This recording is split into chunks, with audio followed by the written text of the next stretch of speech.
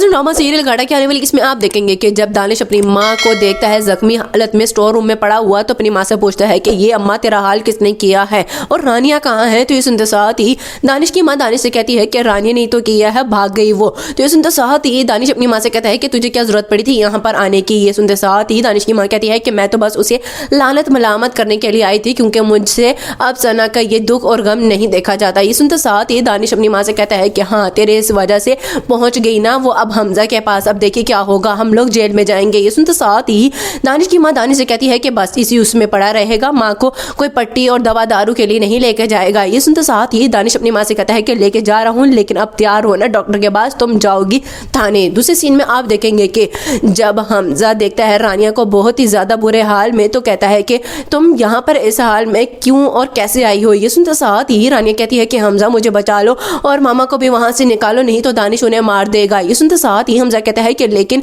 तुमने तो उस दिन कहा था ना मेरी माँ को कि तुम लोग बिल्कुल ठीक हो और मुलाजमा को भी यही कहा था तुमने कल कि तुम लोग बिल्कुल ठीक हो, चले जाओ। तो ये सुनते साथ ही रानी कहती है कि नहीं, मैंने तो मुलाजमा को पर्चा दिया था, क्या उसने तुम्हें लाकर नहीं दिया। ये सुनते साथ ही हमजा कहते हैं कि नहीं, उसने तो मुझे कोई भी पेपर नहीं लाकर दिया। तो ये सुनते साथ ही रानी कहती है कि मैंने उसे पुलिस लेके आने को कहा था कि ताया जान को कहो और हमजा को कि पुलिस लेकर आए, लेकिन मुझे लगता है कि दानिश ने उसे पकड़ लिया होगा इसलिए वो चुप हो गई। सुनते साथ ही हमजा कहता है कि अगर ऐसा है तो अब उसे बहुत ही ज्यादा बुरी तरह मैं ट्रीट करूंगा।